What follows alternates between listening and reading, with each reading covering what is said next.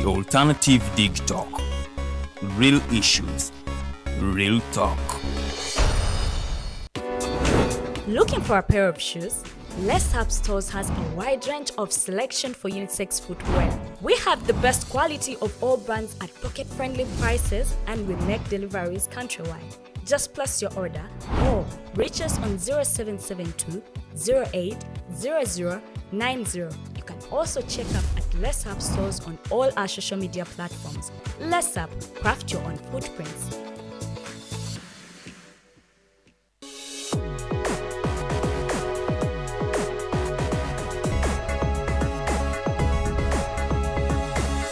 The Alternative Dig Talk. Real issues, real talk.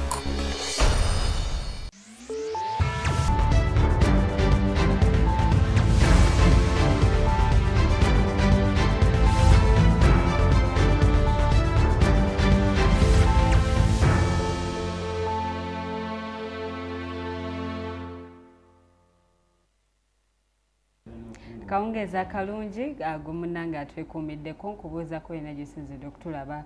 The voltage gaba masannyalaze gennyini nze omumbejja luwedde Lilian nkwaniriza nnyo akawungeezi k'olunaku olwaleero tutambula ffenna okutuuka ku ssaawa 3 ez'ekiro era nga buli lwakuna tubaawo kale nga tukubaganya ebirowoozo ku nsonga ez'enjawulo zikwatagana ku byabufuzi byabukulembeze eddembe ly'abuntu byankulaakulana n'ebirala bingi nnyo ate byetwogerako mu programu eno n'olunaku olwaleero bwe tuli nnyo okubanga tukuweereza era nga tugenda kuba tukubaganya ebirowoozo ku nsonga ez'enjawulo oba oliawo ezitambudde oba ezigenda mu maaso wano mu ggwanga Uganda bingi nnyo ebigenze mu maaso era nga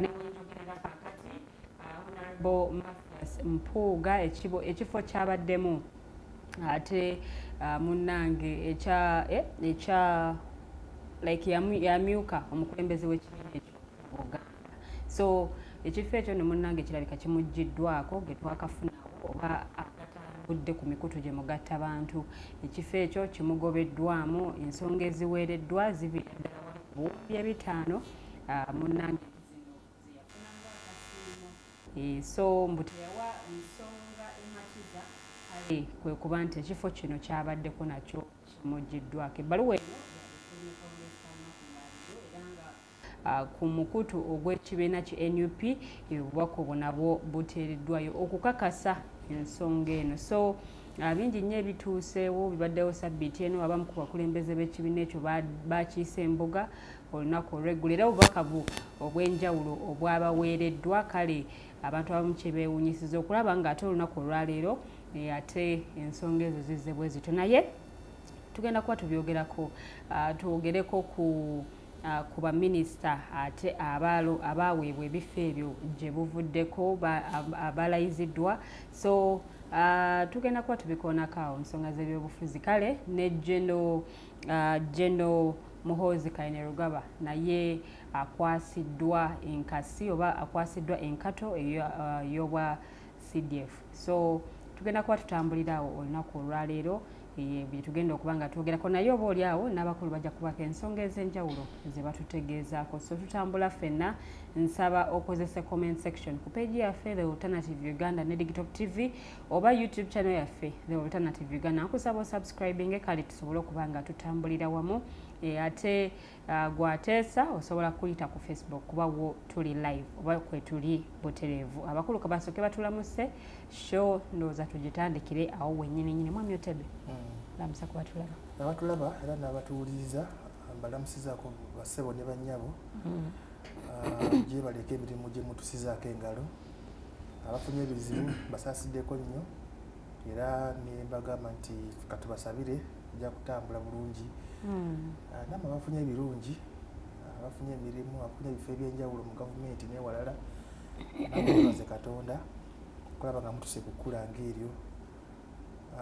Ffe abakatuliki tusemberedde okumalako omwezi gwa Kalema era ndowooza ku Sande tujja kuba tumazeeko buli mwezi gwa Kalema ate bannaffe abasiraamu bakyagenda mu maaso paka mu mwezi gw'okune nga mwendo nga 10 nabo bagenda n'ekisiibo kyabwe era jjo bakulisaayo ekkololo wabaddewo ekyafaayo ekyatuukiddwako okulaba nti lukyanga luba lwa Mmindi nti abasiraamu bafunye banka bwe gye bayanira emanyi nga Islamic banking kati banka bagita Salam Bank manyi bujjo bagamba ffe tebatufaako batuwe ziriko riba kati ndowooza enteekateeka ekola ki oba oli awunduza bimu ku bibala bye bafunye mu kino ekisibo mu mwezi guno gwa Ramadhan era nabo mbayozayeza mu ngeri y'enjawulo abanamakinde mbalamusizaako nnyo siraamu baakubiddwa omuggo abanamakinde mbalamusizaako mwebale okuba nti nteekateeka programu zitambula bulungi nnyo okubuuza kyo nabaddeko ebukase eyo ewaffe nga tutambuza ensonga era bitambula bulungi natuukira omwaka ogujja mu kamyufu oba tujja kuba tuyisa mujenje ekkalu abafunye obuzibu ekkololo mbasasiddeko era tubula mbagambe nti mbadde tandika ningamba nti abafunye ebizibu ejawulo mbasasiddeko kyabadde ekkololo abantu babadde bangi nga poliisi egezaho okuteekawo gundi oda okulaba nti abantu bakola ki bafuna ebyokusuluka nga buli omu afunye oda okwewala okufuna ddabo n'okusinziza ku namungi omuntu yabaddewo oli awo poliisi nayo oluusi yatuse neeremererwa kujja excessive force okulaba nti etakkiriza embeera so tekyabadde kigendere nti baba bateekeddwa okukubibwa kuba si enkola ya NRM oyo omukulembeze w'eggwanga okulaba nga etusaako bannayuganda obulabe ng'obwo mbagaliza kyo ennungi ne muganda wange Mayanja mwaniriza ku kyo nga bulijjo. Mwami Mayanja akazinda lonka kuweereza namusa kuba tulaba abatugoberera voltage mbalamusiza nnyo nembeebaza emirimu naye era kanyongere mbeebaze n'okubeera nga mukyawangaalira mu ggwanga Uganda ndowooza kati ffenna n'abazibe batandise okulaba kyokubeera munna Uganda ng'obeera mu Uganda si kintu kyangu si kyangu n'akatono naye nze njagala okubeebaza nyongera okutuusa eddoboozi eri obulumi oli abazadde abatazizaayo baana ku masomero okutuuka olwaleero era nyongera okutumbula eddoboozi eri ekitongole kya Kampala Capital City Authority ti mwena ddala ba directors emisaala egyammwe mugifuna mwina ne budget mwina ne interest naye abeera enguudo n'abagogola emyala ababanja emyezi 7 bwe basooka okwekalakaasa ne mugamba ate bave mu ssako simanyi bayingire mu ki kakati olwaleero byonna abantu mu kubonaabona okungi ebyo byonna babiiseemu kati bagambye bajja bawaayo omusaala gwa myezi 2 obwenkanya buli luddawa naddala eri omuntu akola omulimu oguli essential bwe guti kubanga nakugamba olaba Kampala ewunya bagiyonja kiro na misana naye abakyala abo ne bamala bawummuzaamu weeks 2 zokka oyinza okutegeerera kiki kye bawaniridde naye be bakolera obusente obutini ate tebakoze kikati njagala okubuuza oyo aleese ekiteeso ky'okubawa emyezi 2 ti bo ba landlord si baabwe ate be mwamaze dde okusolooza property rate tax wakitegedde bo babanyonyole batya oba onfunye ti omukozi ono ayera enguudo akolera siringi 7 baabo we bwakakuŋŋaanya kasobola kusasula kayumba ka mitwalo 10 ku 15 naye amaze emyezi 7 obusente bwe tebumubuwa mumbuze eno mumuze eri kakati mugaye nti kale tukutulugunyiza ekimala kakati tugenda kuwaayoko emyezi 2 ekyo asobola kiwulira kubanga ye alina contract nammwe naye ate ye landiroodi we alinze buno obusente ye ogenda mugamba otya ndabyeko omwami Ramadhan Gobi omukutu ogumu ng'akuutira akadingidi operation za Uganda Revenue Authority mu kikuubo naye ffe bino bye twalagula edda mu 2014 mu mpolampola buli muntu agenda kutuulira era oluliba olwo abantu bagenda kusituka so nesimye okubeera ku sheeno ndowooza olaba obulumi bw'omukyala ayera oluguudo batunuulire bamulya kimu zenkolawo zendya naye mukama waabwe president kuba ye minisita wa Kampala bwe yabadde ayogera ku musimbi ate ogwejavaatibwa mu palamenti yagaye nti talabangayo makulu agalinga ki naye nga wano mu kibuga palamenti ne state hall kinya na mpindi palamenti sente ziri eyo zitavujja nono omulala zimugobeza ne mu kafo naye laba abakazi abo be balonzi b'enaalemu abo balabe bwe bakulukusa amaziga ate kino si kyaleero baludde nga beegugunga naye tewali ayanukula tewali afaayo so nze bwentyo bwe mbirabye ojja kumbuuza kiki ekinkoledde amawulire mu wiiki nenda kuddira neyanza Okay, Mwami Kasule kamusabe naye alamuse kuba tulaba kulikayo Mwami Kasule. Wabadde Kololo. Kololo wabaddeyo ki? Bintu bingi ebigenze maaso mu nsi mu ggwanga lino. So bongambye kulikayo mbadde wangi. So simanyi ko no mbadde kulisaayo ba wagenze Kololo. Lwadde bukeddeya, twavaayo bukeddeya ne tujja kati. So a lot of things so bigenda maaso tubadde leero Kavule ebyekavule mu biwulidde naye abatulaba nebaza Omukama Katonda kyatuwadde obulamu era kyatuleseewo nga tubaako bye tukola naddala bannaffe abasiraamu baganda baffe abasiraamu abali mu kisiibo era manyi nammwe mukyala Lilian muli mu kisiibo era muli mu kimaliriza leero mulidde last supper so nsuubira eggwanga lino tulyongere uliteka mu ssaala so abatulaba mwena abali ku the alternative digital mbalamusizza ate mwebala okubeeranga okwo ku the alternative digital. Okay. Tusanyusa okulabako Mwami Kasule ndowooza nga sinnakugyako kazindaalo oba oli awo otubuulire wiiki yetambudde etya? Wiiki tebadde mbi kubanga bingi ebibadde bigenda mu maaso naddala ffe abali ku ludda olw'enkyukakyuka ebidde bitusomesa mbu kye tulina okukola.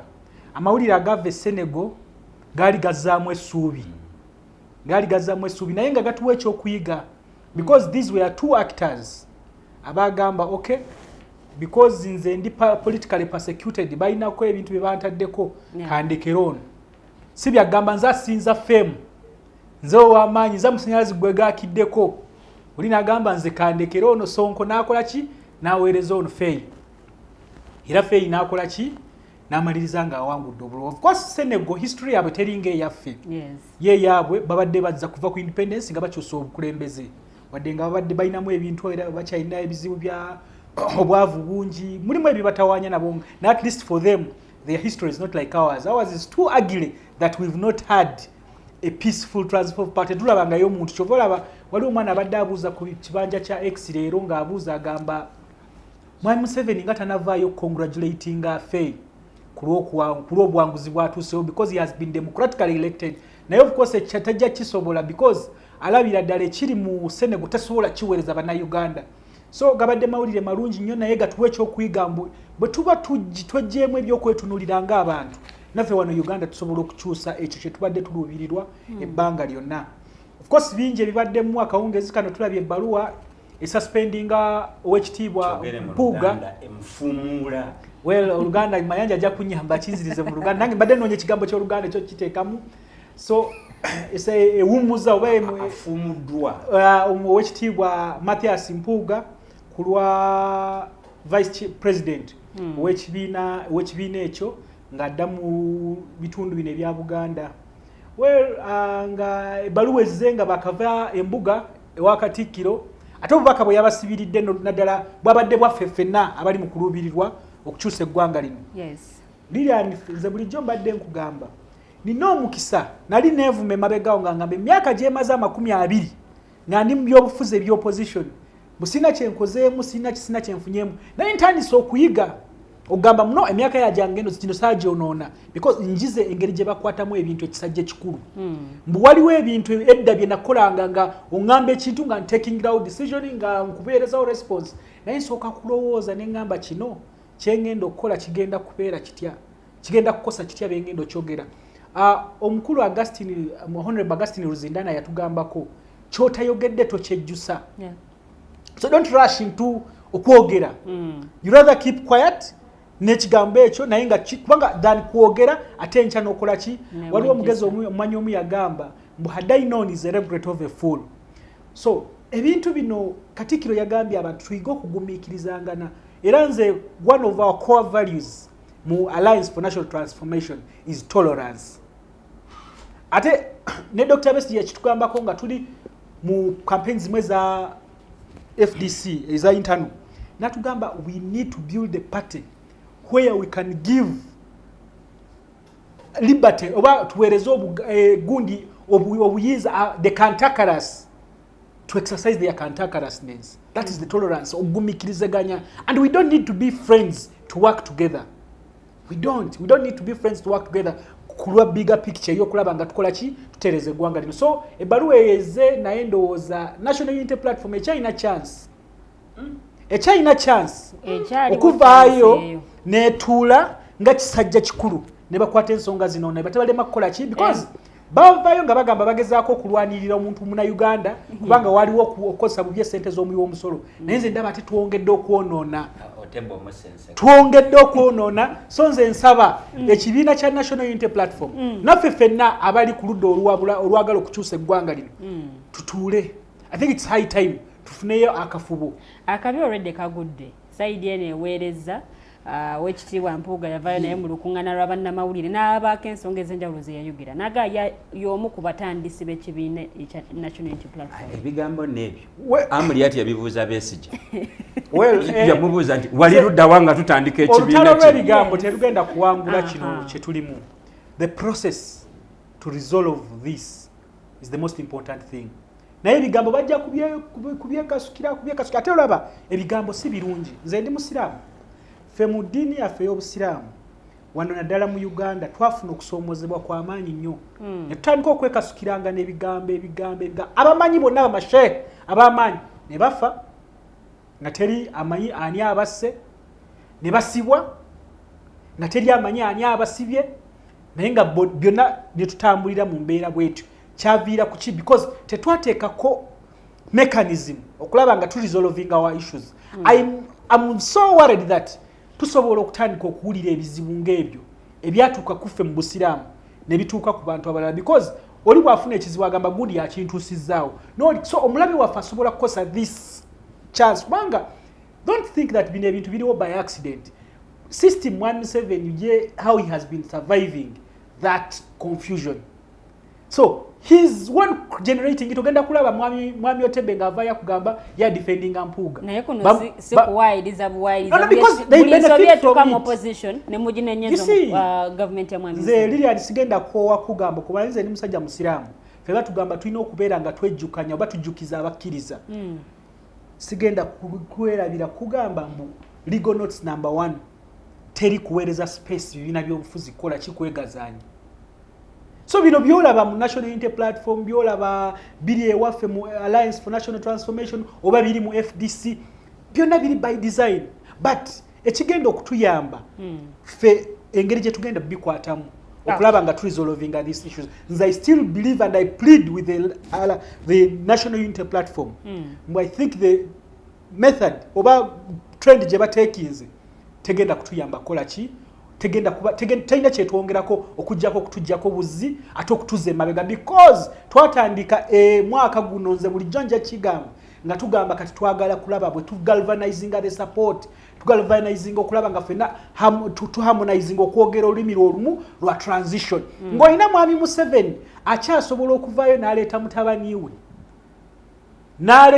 n'amukwasa amagye gonna era n'akola ne instrument n'agamba genocide era basose n'omunoonya because handover yali yakubaawo basimanyi kwe basose n'omunoonya paka bamuguddemu kati ali gulu ne bagenda eggulu ne bakola kino basobola okuhandinga over so nga tuli mu crisis bweto ng'ensi eri ku bunkenke obufaanaganyidde bwe butyo. I think it's high time we the opposition like General Muntu always puts it, you cannot give what you don't have. Leka tugezeeko okulaba twetereeza twejjamu bino ebigezaako okutusoomooza tutambulire wamu tutambuze ekintu kimu ekyokulaba nga tukyusa eggwanga lyaffe.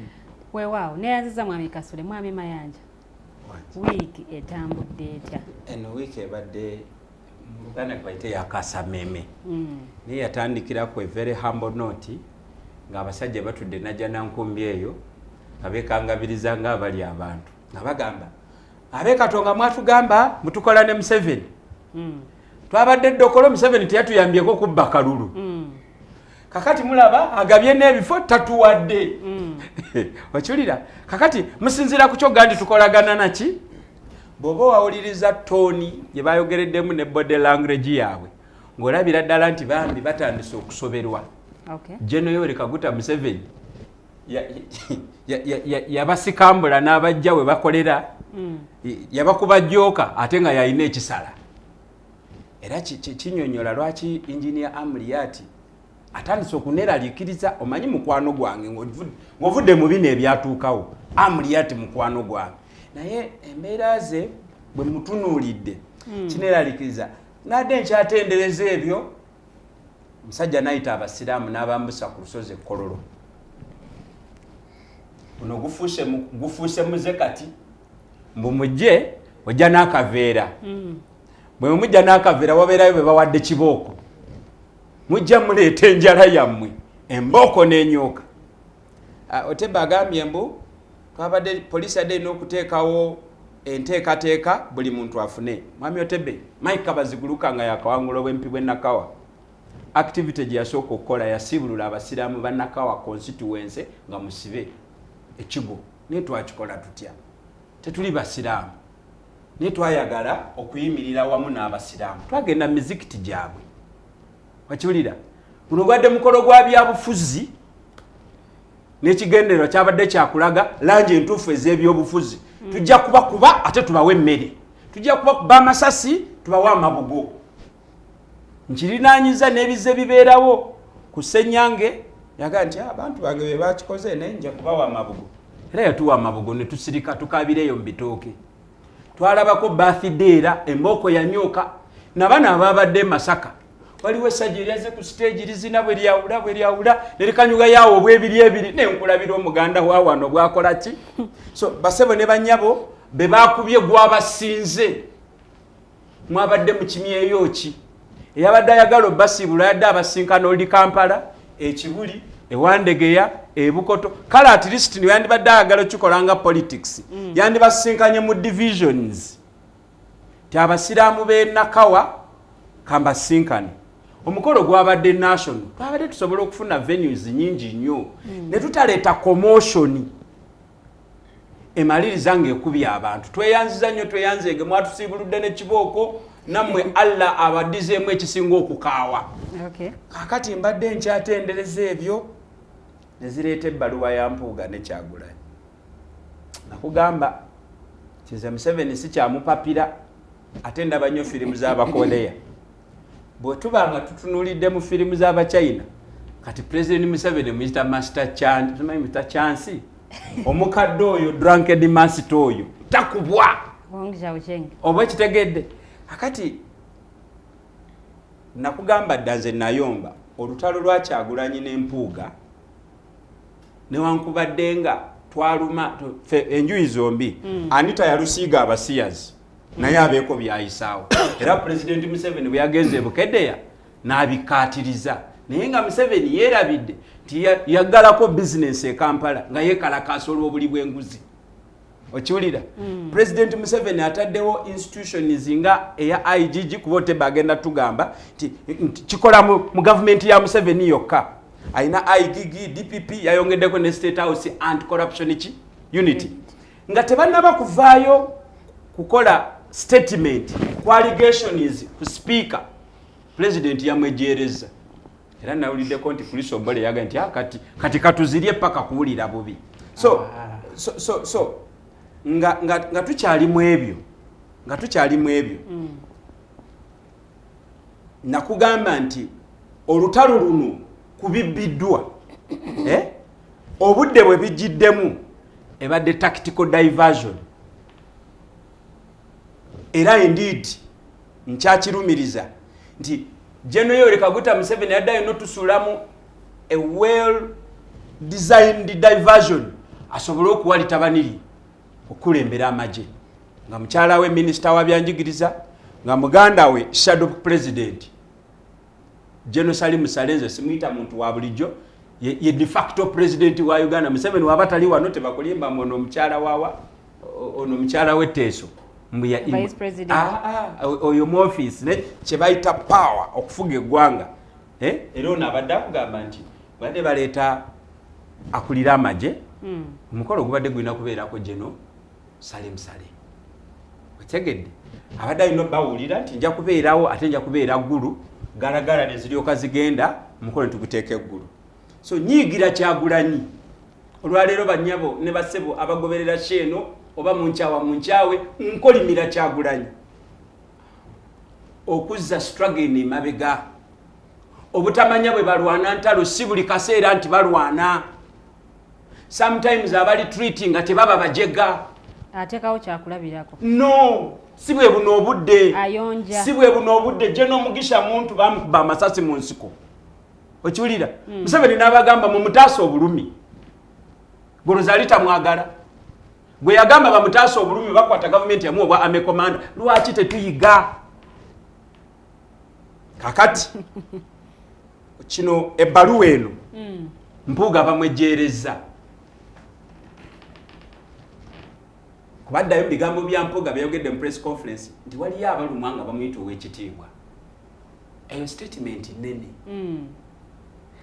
bino bya non-violence si bya mifumbi bya bwongo kugatta kwawula na kugabiza wakitegedde kakati Katikkiro jo ebigambo bye tebinnaba na kubugumya bagita Mpooge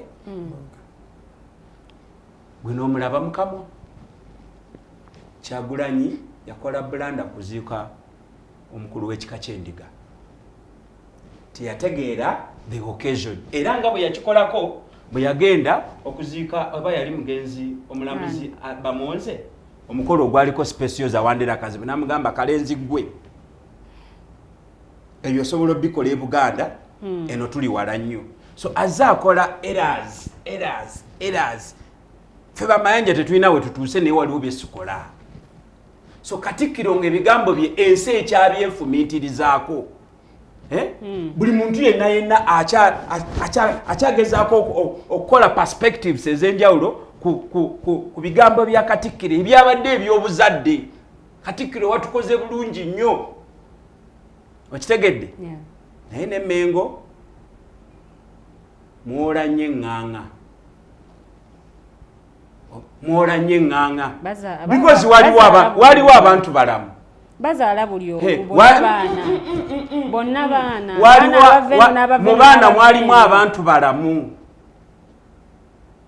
kati ne Kereziya kekiwulire because waliwo abakatuliki abasinga kwono naye nina omuntu eyagambanga tekyali kisinga omuluma mu politics w'emabega ye mwana waani eyo ye yali enkola yaffe okwewala okuswala kuno nga tomala gajja bw'oba ojja tusooka kubuuza ovaawa ani akuleese oke kati otugamba ki Katikkiro ebigambo bye tebinnabulirayo ng'okwata ekkalaamu kale yandikikwese mu zadriga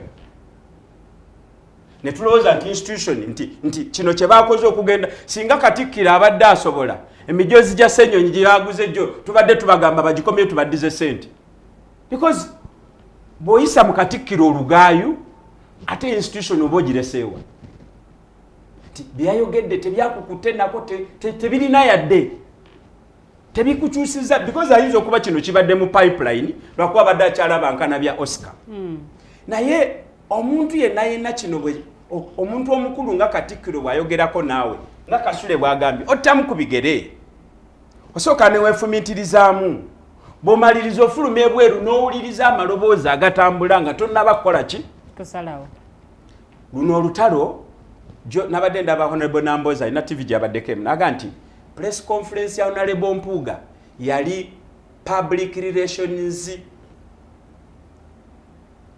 miscalculation the greatest of our time Mpuuga okuyita olukiiko lw'abannamawulire mu nkola gye yalukozeemu n'ayogera byayogedde yekintu ekikyasinza okuba eky'obuswavu ekyali kikoleddwa ow'ekitiibwa ani ayogera Namboze mukwano nnyo gwa Mpuuga oba kitegedde kakati tubadde tukyefumiitiriza ku bigambo ebyo ono n'awandiika ebbaluwa bano bagayite babanga bali mu kazannyo because bo beerumaaluma eri gwe tulowooza nti gwe basiikiriza bw'ayinaayina because President Museveni yabadde alina okulinda wabeerewo commotion wabeerewo paralysis asobole okukola ebyo kubanga singa gye n'omuntu yabadde leader of opposition Museveni ade taleeta muwoozi saawa zino singa Kizza Besigye yabaddewo bwe bandirangiridde muwoozi mutumbi budde nti bamuwadde obwa CDF ku mate yandibadde ku luguudo ne bannayuganda ne kati laba we tuli kakati tuzzeeko ki because Mpuuga naye agenda kuzza omuliro kakati tuzze mu cat and dog fight empologoma eri ku ttale etaayayo obubuzi egenda kutuga kamu ku kamu nga yo bwe yejavaata bantu mwe tetuli basonyi mwami Otebe kwatira Mama yanja usungo ina bungi biruma naye biruma kasubeko abaana be basiba omuntu atuuka ogende wa General Museveni amwegayirire nti kale be wasiba batuwe nete batubulidde misango egyabasibya mu koti y'amagye amukulu agambye tebagenda kwegayirira muntu yenna ani omukulembeze w'ekibiina ky'ennyumba ante kasita ye bwe yali eggulu bwe yali aluwa katandika katone gundo kwa gundi mwami Kasule information ekyabadde Senegal ekyabaddewa gundi ya Senegal mukulu Asumani Sonko tiyawadde bubi ono mwami yawangudde obukulembeze nzo bamuyita Faye yenye dalisaga kologera Basiru Faye anti ndi mu Faransa Basiru Faye byogere mu Faransa okay Basiru Faye bana watu bona basibibwa ati Asumani Sonko bali bamusingisa omusango kati ngeteka telemukiza kola ki kwesimbawo kati nga talina kyakola ngeteka lino omukako kola ki okulaba nti oli era kyobola nagambye yabadde political persecution yonna zaali political persecution no ze kwatinga kyogambye naye ate oli no ate you see okulekera ate noddamu n'owagira support ino giswinginga to someone nakyo kikulu okay toyanza mwami Kasule so eteeka nga limusibye emikono nga kyalina okukola ki kyalina okukola nakyo tulina okutunula ki tulabe nti kituufu yamuwadde obuwagizi naye nakkiza nti ye mukama we kati tulinze okukola kyo okutunula okulaba nti Senegal etereera kwanza Senegal za mugundi mu nsi eziri awo ebadde ekyayina ebyobufuzi ebitebenkefu mugundi mu region eyo nga bagirabirako nnyo posa okujja kwa wano mu Uganda leo nange mbadde nze nga ndi munyivu muko kushoza tubadde tukola wano lumu nakyoka nengamba nti banenze FDC ennuma nakyoka nti FDC ennuma kubanga nti emigozo bane giri mu FDC fenga abaagala ebyobufuzi bya Uganda okubanga bitambula tulumirwamu ne FDC nga kikyentegeeza nti FDC bateriibo sagala bamami Kasule banyige n'abalala ebyobufuzi bisoka nga tebitambula bulungi naye tuza n'omwaka tegunaggwa tulaba ebigenda mu maaso waliwo incidence ebaddewo katende eguddewo olwaliza kitegeredde wano tebaliwa yakoze ki efulumye era semba ngenda kujja n'okukola kyo kunenya Bobi Wine nti kansala bwe yagenze State House n'agamba bata abantu olw'emisango ABC omukulembeze gwa n'agamba katulabe engeri yokikolamu naye n'avaayo immediately n'agamba no tetugenda kwegayirira mwami Museveni okola ki okuta abantu baffe kyokka naye kubengake n'agamba ta abantu baffe ye mwennyini n'ayisaamu ki n'omukulembeze n'amuvuma naye ekigambo kyamuyise oba oliawo kyesasala wanakufulumya naye nga omukulembeze ali ku ddaala lya kansala wa city so ndowooza sigenda nnyo kwogera ku bantu pasono gundi naye katwogere ku bina byobufuzi biragawa bituuka ku ssa lino yonna abadde musanyifu nga ndaba nti nuupu ekiise embuga nga bagenda okuwagira ki okulaba nti tubalisa obulwadde bwa siriimu nga tuyita mu misinde gya Kabaka Katikkiro n'akola ki nti yabadde awa statement nga abuulirira abantu bakulu banne naye singa obala singa adde abuulirira abaana n'emigo gyandivuddeyo singa otunuulya gundi bodirango gya Katikkiro nge gyabadde ayogeramu tukana kugamba nti nze mukulu wamwe n'okukibategeeza n'okibagamba niyo banga tegundi tewayise na gundi nakatayite kasaze kubo ate nga tulaba ebyaleero kitegeeza ki mwami Kasule ebyobufuzi sikaza nnyo saagala obala tono gambe nti nuupu ekyalina omukisa bwe banga nuupu okusinziira ku bye tulabyeko bali ku lead of opposition ng'olwaleero bali crossroads kati katandika butandisi kabikusa olwo oba kati Mpuuga musajja wattu naye wamalala tanyigirwa mutooke tanyigirwa muki mutooke ekyokubiri nti waliwo ne institution ezimuwaga omanyi kibi nnyo okutambulira mu institutions mwami Sanyonyi yakyogerako nagamba nti tetugenda kulya nguzi bwe batwogerako nga institutions nga zitushieldinga waliwo omunadini mu yavuddeyo n'agamba naye Mpuuga wabanga sente yazifuna mu bubi aveeyo etonde singa kino kuzakole ki azizeeyo bw'abanga yazifuna mu makubo amalungi well and ki well and good well and good panda tuwulira statements zingeezo naye nga kiddako ki abantu bano bandiyikiddwa bonna bolale wali okukola ki wali ebyana n'abaana munuupu Ssenyonyi alina skando zaalimu ez'okukyalira gundi ani Segirinya yene Nambeshe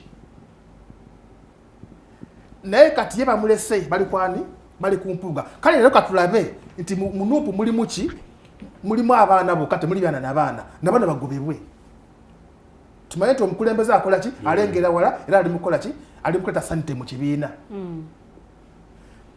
Ssenyonyi bagamba nti nakomezaawo ssente bampa sente nyingi ye bafeka tubuuze bwoba olumirirwa eggwanga n'okulaba mukwano gwo era balina okupakira ogendeyo ogenda kumala lunaku lumu mukwano gwo memba wa kibiina kyo because okutegeeza sipiika nti fulumako ebweru w'eggwanga kitegeeza nti omusabe ne ssente tiyateeka awe Kenya kati ne Nambeshe naye asirise ekyokubiri ndowooza kati twandibali tutunda ku NRM Mayanja azogamba ati era utide n'okutya nti democracy yali mu NRM olwaleero oba oli awo bantu badde bamuyigirako because okugoba tetunabulizayo byamabaati vice president byamabaati si bya NRM byaki njogera ku NRM nga political party sogera ku government njogera ku NRM nga political party kubanga bonna abali implicated mu mabaati temwali mu DP bakolanga ni mu NRM structure ate mu NRM njogera ku structure bwebanga Mayanja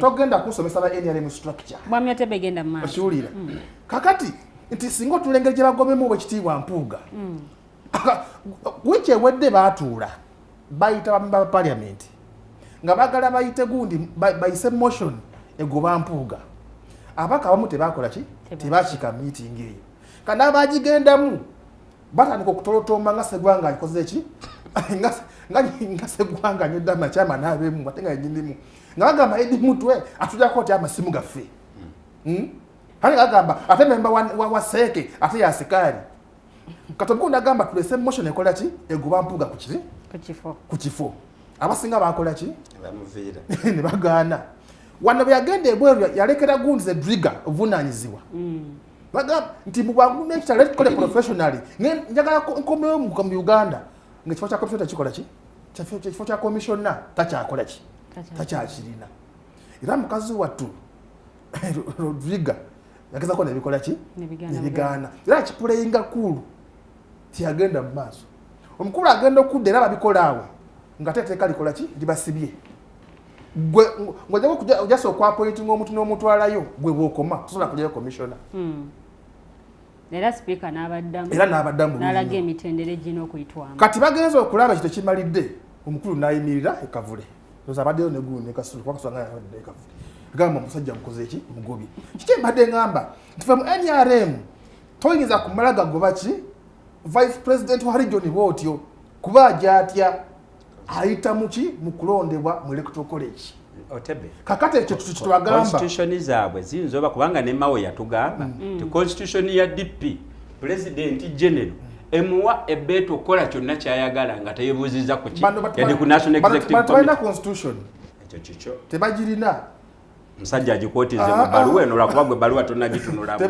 tebakootinga constitution gye balina tebagitegeera tebagitegeera ndabye kasaba ebintu bino asaba constitution y'ekibiina Ivan Bowe bavumyoyo constitution gye baliko olwaleero tetamana kumala mwezi gumu yes bagikoze yesterday but one naye ensonga gye bakozesa okulaba nti ekola ki ye ng'agamba nti emuyambako okujjako bano baki bano abakola ki abamumerako amampaati ng'aganda agoloza omukadde kikyentunuulira nti olwaleero tugenda kuteekawo gundi waliwo obuzibu tujja kulowooza nti oba oliawo nti eggwanga erimu mu Buganda oba Abaganda nti oba oliawo bannayuganda bagenda gamba nti oba kyekizibu by'obufuzi because one era nina gwe nakirabyeko ku TV emu embalala because one bamuyita Ramon ngaga nti revolution ya Uganda eslowingiddwa Buganda. That is it because kyona kumanya kyona enkyukakyuka mu byobufuzi bya Uganda oba birungi oba bibi tulina okutunulira Buganda tugize tukole ki tugaane wawe wali entabiro ebyobufuzi mu Uganda buli omu agamba ngenda Kampala naye bagamba ngenda Kampala era sange bali mu Uganda so ndowooza abantu bano bandikute one ogobye Mpuuga naye Mpuuga ayina akakundi ke abantu abava mu Suubi ng'ogyeko Nambooze oba oliawo kuba Nambooze naye ali fite yadde kasobola kukyogera naye ali ku sayidi ya Mpuuga lwakwata alina ebizibu emukono nti omukulu amutaddeko omuntu serious George Musisi agala ekifo kyani kya Nambooze kati Nambooze ali awo mu masaŋŋanzira because kyemmanyi Mpuuga ye tetuganye yazimba influence ye mu gundi gundi wa Masaka bwe bwana wanagenda agamba ndi campaigning agenda mukubira ekigo ndabye n'ebbaluwa ya Honorable Abedi Bwanika nayo ng'efuluma ayina ensonga ez'enjawulo naye zayagala ye yawandiise oba ne bamukoze ki yawandiise naye kimanyi nti no tuzzeeyo mu politics wa stupid ndoza gundi mbaza badda mu gundi kwa nambeshe ndoza yawandiise ebbaluwa asaba position ya party ku nsonga y'ebisiyaga yes kuba yakyogera ko nagamba nti abantu bakola ki nti abasinga bakola ki bawagira ebisiyaga kakati lwa navo nagamba ajja muleta muki mukota abinyonyole byabijja kandi nayizo okukola ki ensonga zempitirivu nti abalamu abateeka abafandinga abalabika bebamu beebo okwegamba yetaaga amanye stand Honorable Abedi Bwanika eyali mu parliament nga Uganda ekola etteeka eritulugunya abakola emizeejo awo obujulizi nti mu kibiina kye ekyamuwa tiketi kivugirirwa Uganda be yagamba okukolako ayina kwa besingira omukulu yayimbira ku TV n'agamba nti abakola ki etteeka ly'esiga baliisa kupapasa okukola ki okulwanyisa ye kati ne weebuuza ye musiyazi Mwami Mufumba ino ye musiyazi kwa yagamba nti baliisa nga batagetinze ye yatagatagetinza abasiyazi bonoga bali batagetingaza ne bamugamba nina babako bakola ki abaka bako baliisa kivula nti gunda Abedi Bwanika kavao n'agamba nti kirabika ki kituufu so kati nuupu wembasira gudde ezo kubanga ekome wano because Bobi Wine yakugamba nti nuupu yange banabazo ze abaleeta basegona bagamba fenufa abakola ki fa bagitandikawo singa tebali ffe singa tebali ffe nawo nti yandikoze ki tiyandituuseewo then afo kitegeeza ki nti singa wekutulako bano abantu wekutuddeko Mpuuga wakati onakula muwanga Kivumba agenda kuwanda omuliro segona agenda kuwanda omuliro nani omulala awo nza nnuma ye zaake Zaka ye bamuzeno era ko bagenda okwekifo no bamwe ekifo kya commissioner bakimuzamu baluwa ya speaker gye yawandiise gwetola nti Zaka yavuddemu ng'akyo omusota kati okumanya Zaka ine ebisiraani kumanya Zaka ine ebisiraani badde bamu ekifo kya gundi kya commissioner abagenda mu ekyo bwa deputy president kyenzija kumanya ine ebisiraani ekya commissioner badde bakimuwa nga talina kukitwala koti n'emugoba byekisiru nno n'emugoba namwongera kyagundi deputy chief whip nga tekiriyo muki mugundi mupolisi za Nambooze yagamba waliwo olugi olubaddeko ekigambo ekyo ne bakajjawo akantu kati kino bwekiri kwa omukulu alina obuyinza obwokukola ki oba okukigawo nga teramukute ku nsoloboto naye tebajja kimuwa anti bamwa kyabavubuka webale kati bajja kimuwa somusajja naye alina ebiki alina ebisiraani n'ekirala lwakuba nti kati yayina muli obuvumu busobola okukola ki okudda mu kipo abasinga bagenda kiti yajjako ebibamba ye muvumu okulaba nga asobola okukola kyokutomera buli wamu naye kati agenda okudda mu kifo ekyo bulema agenda kitya wani yagamba nguddewo olutalo wakati wa Mpuuga Mengo ne Catholic Church kati wena kwa ubuzibu obukola by the way yes your implication bwe kiri kitegeeza bagenda kola ki kati ole wayibamba ng'oli wagambi yajja kujja atomere mu ki atomere mu kankitwale owensasagge soze kugundi ku arena eyo bwetu bwendaba ebintu naye it's still a pity the way Bobi Wine is handling these things naye nze era nakisuubira kuba nagamba nti numwanyi oifudisa okola nteri mugundi kati so okay neyanziza nnyo neyanzege mwami Otebe ndagala zirewa mwami Kasule agaye wakyaliwo omukisa ensonga zino okuba nga zigonjoolwa. Omukisa ogwo ogulabawa because ebintu bino bwe byatandikira abantu abasinga balowooza byakusaaga ebbaluwa mukulembeze w'ekibiina agifulumizza agambye owekitiibwa Mpuuga aresigninge owekitiibwa n'alabika nga ye tagenda kukkiriziganya naye n'avaayo n'awandiika ebbaluwa. Tutandise okuba nti tuwulira essayidi eno n'essayidi eno n'essayidi eba eyogedde essayidi eringa eddamu essayidi eno ng'eyanukula. Wakyaliwo omukisa? Weguli ate nze saagala amayinza esibanga abantu abaluzinga hope. I don't lose hope.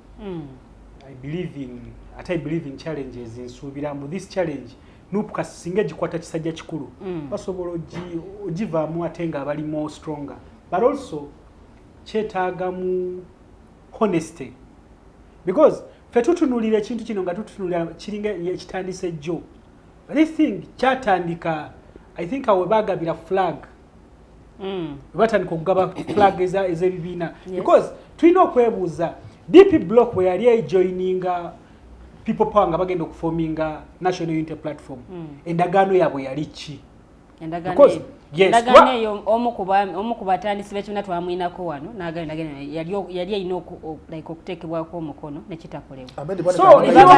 Oba teyateekebwa you see mu politics information yino ku endagaano Mwami Kasule Abedi bwana kagamba nti endagaano yaliwo bwe baatuula ne bagamba okusiza kadde ke tulimu kano tuli basajja bakulu endagaano eno tukole ki tugireke tugende mu ki endagaano yali ya Mukasaka tugende mu endagaano yali ya Kasaka exactly that is eyo endagaano gye tulina okwogerako because bakkaanya we are not even going to write okulaga mbu kye tugendamu kiri very sensitive kye tugendamu kyakwewaayo kyakununula ggwanga lyaffe kyakumakinga sure tugenda kulaba nga tujjawo bali abazze nga bavuganya ate nga tebasobola kukola kitebatwala buyinza nga bagamba bawangudde nga tebatute buyinza ne bajja ne force empya ne baleeta face empya mu byobufuzi bya Uganda ate ng'omuntu avudde wano naddala mu Buganda era bakugamba nga kati obudde buno ki gundi za wano zikoze eki embandwa za wano zoogedde naye nze lwaki ngamba tudde ku ndagaano because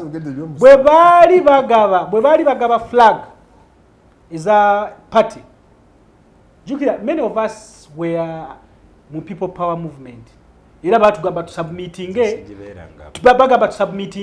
our interests we submitted them but bwe baforming ekibiina for us who did not believe in living our political entities where we came from political ideologies twasalawo okukola ki okusigala we twali era tukola ki we wished them well but otunulira abantu abajjira mu DP blog omwali Honorable Kasibante omwali John Kenneth Paul Kakande aba abantu abalala bwe baagano kuwa Sulaiman Kidandala Mukaku this gentle ono Honorable Mabike Owemachindye the biggest percentage teyafuna flag. Of course nabo basigalayo nga bagezaako okulaba bagezaamu okubuilding because me I had worked with those guys twali nabe Arua twagenda nabe wa Basalirwa twali nabe wa Paul Mwiru Jinja ne bajje Hoima twali nabo mu Kaluka 19 na gunda ka Honorable Nyakato akaba election so nga bali balina nabe biruirwa byabwe balaba ekintu kino kigenda kukola ki I think there is some kind of betrayal eyaliwo at the start and it has been haunting the national unity platform. So bino ebyogamba Mpuuga milioni 5 oba zino zibagamba ki because Mpuuga mu tenure ya leader of opposition emyaka 2 kitundu ejo jonna no gamba mbuno batuuke ku kintu kino ekyogamba okumuweereza eyo service award kyajjawo nga basuubira mutagenda na kumalawo mwaka nga basajja bali bamalirivu okukola ki okulaba nga bamujjawo. So I think mu kintu kikulu abantu nga bali bakolawo wamu bulungi when the speaker ne chinga bonna bali batula mukachiko kamu bali bagezaako kupushinga for something like nagundi nga ba prime minister bali ba vice presidents bwe bafuna ezo benefits ezo ze bafuna after okuwumula ku bifebi bali bagamba ne leader of opposition bakitekewo nene balaba mbu kigenda kuba kyamaanyi ate it's empowering the opposition kubanga basobola okusalawo okukyusa buli mwezi ne bakyusa leader of opposition then ne bagamba let them get a one time service award. That's how Mpuuga came to that era eyoyo because one commission yatula nejikanyako information ebaluwa ya Kyagulanyi egambye nti oba mu rules of procedures za parliament tokkirizibwa kutuula mu lukiiko nga agenda gye mugenda okudiscuss nga gwe beneficiary. No, but you see that is also contradicting yourself because commission asaitinze rule. You see we can critique him even the mateka baka critique. Asaitinze rule ya parliament. You see and Mpuuga is a senior legislator. The doctor Besije yanjigiriza ekintu kimu bwa mateeka tegafuga politics. Then two commission yemu esalawo ensako y'ababaka ba parliament. Ba member ba commission they are beneficiaries. Commission yetula nesalawo emotoka tugenda kubawa sente mmeka. Kasule commission bwetula nega nti ba retired judges nga tebali mu lukiiko. No, but Mayanja first wait. No, sokoleke. Lekamaliza kitu. Commission yesalawo. Commission kamala sekini. Nabawuliriza ne mwogera. Nabawuliriza ne mwogera leka njogere. Commission yesalawo ne gamba tugenda kuweereza ba member ba parliament sente za mafuta milioni 10. Yes. Ba member ababa mu commission atawera ba member parliament watu bafuna milioni 10 ezo. Chengezaako kugamba. So in here buliomu wonde bachagulanya sobola kuba right, even the commission sobola kuba wrong. But budde buno wetuli maybe it will need a constitutional gundi interpretation because commission joyogerako yatula negamba baka ba parliament bagenda kufuna milioni 2 ez'emmotoka. Speaker yafuna milioni 2 ez'emmotoka.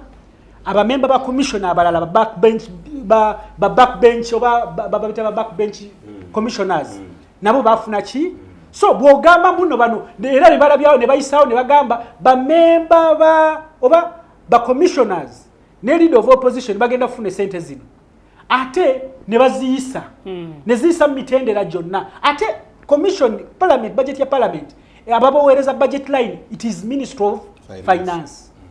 Ekitegeza tebalina nsobi gye bakola ki gye bakola nze nkugamba luno olutalo bo bafunye ekintu kyabwe eky'okwekwatirako kyovola banze mayigunde kyengezako kujjayo mbutulemu okutunuulira zino milioni 5 ze bali mu kwekwatako because even his tenure as a leader of opposition ebigambo byali bikasukibwa ebigambo byali bikola ki bikasukibwa so nga kikulagirawo ddala mbuno they are not convinced to the extent niwe bateekako this sit down eyaliko nga bademandinga the missing persons nabo still abamu bali tebali convinced oshege bali tebali convinced bagamba at least let them stay away from parliament for the entire period and of course they bamalizanga bakoze eki nga bazeyo so nze kyengezaako okugamba national unity platform erema okubika badde mu nyumba yaabwe nga Katikkiro bwe yabagambye bonna era ne bagamba ngeri bonna abasingo balaba bana bawano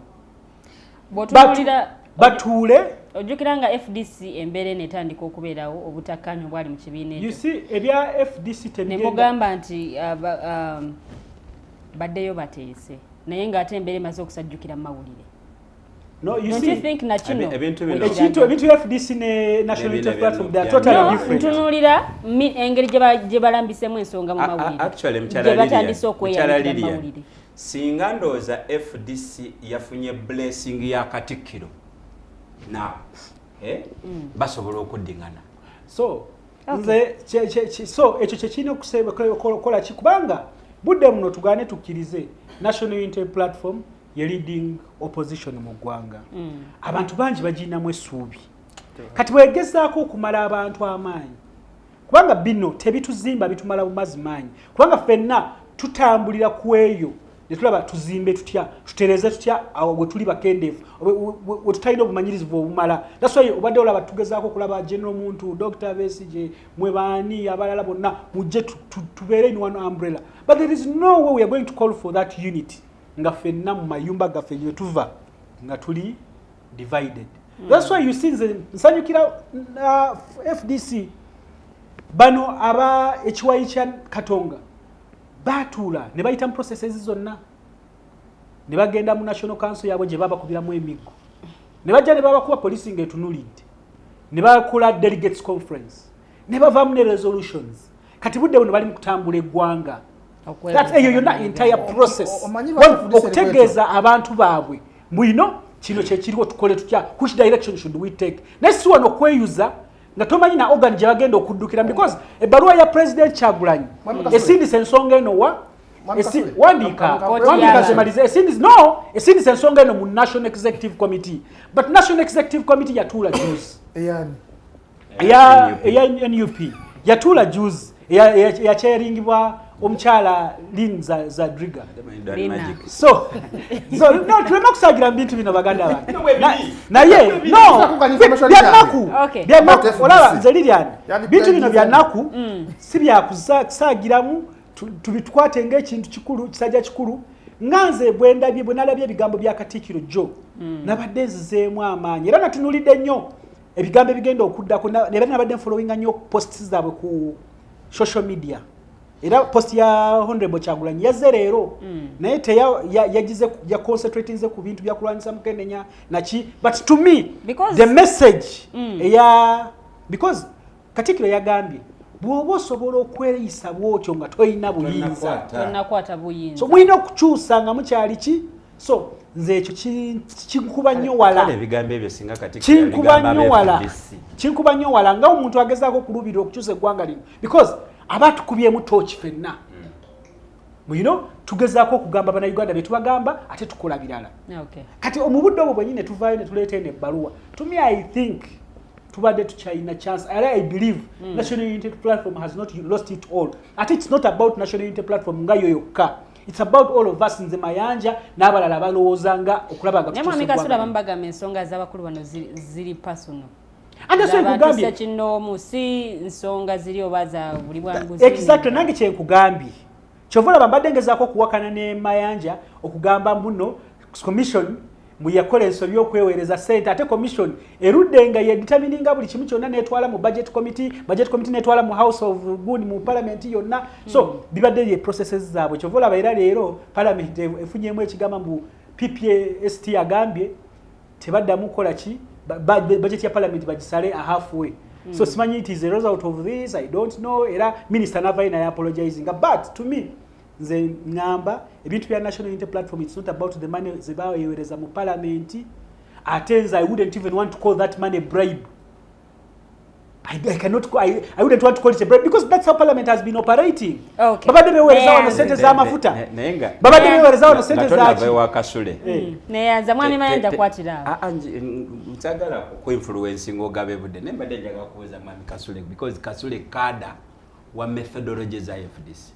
Dr. Chiza Besigye bwe yatuleetera ekigambo defiance yali ategeeza ki because ugwo ngamba nti parliamentary procedure rules of procedure za parliament ositinze precedence yezirimu erimu era sembadde ndowooza ffe bakada ba defiance gano ge mateeka ge batuyita okudefyinga odefyinga for a good moral cause nti abasajja abagamba nti twetabanga mu lukiiko nga ebigendo tesebwamu nga first beneficiary bali batya conflict of interest okiwulira nze ndowooza nti that is enough to guide a cadre on how best naye kati laba bw'oga interpretinze nga bw'oga interpretinze laba wetuli laba katubagiro ke tutuddemu mu administrative law mulimu ekintu kye bayita practice naye gundi efuuka ki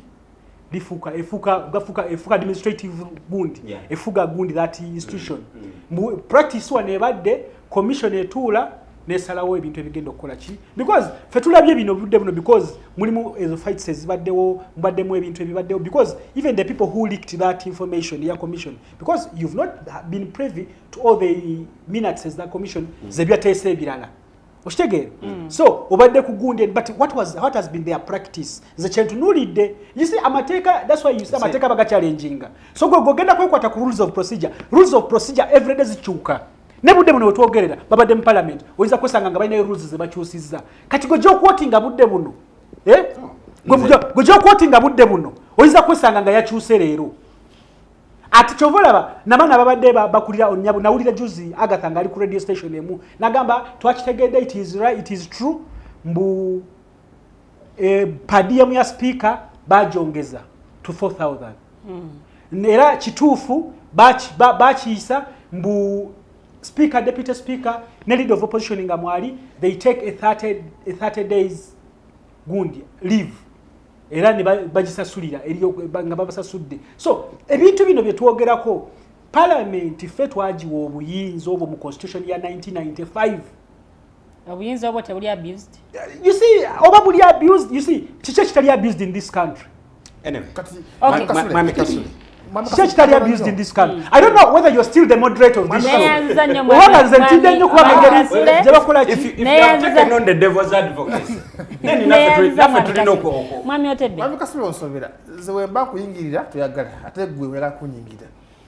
Abadde alina kintu kyagazawo okunyonnyola nti nuupu ekyalina chance nawe example ya FDC nti abe Katonga bakola ki batamuna kwa ki Mwami Kasule tosobola kugagana FDC ne Katonga just tutunuli abantu FDC ne Katonga ye Katonga FDC Katonga ne nuupu olwaleero kitegeeza nti bwogamba nti bwesobola okuddamu nekola ki ne bali kosanga ne batuula ne bakola ebyabwe ngola Katonga byakola ne bagenda mu structures biki ne tubiraba bw'okomparinga abana abantu nuupu ne FDC Katonga tunuli abantu abali ne ku side ya Mpuuga n'abali side eri gye bali mu kubagoba bana asobola okuteekawo impact nga ye Katonga tunuli Afrika sasere Katonga oli mukuba Katonga Dr. Mesije balukwago basemu nganda these are big people in FDC okiwulira emizani yesulise don't compare these two groups nti nuupu ne Katonga nuupu kana kato tepasobola kukwesera oviringira ku nsonga zaabwe era ne Katikkiro that's why Katikkiro yalwakola ki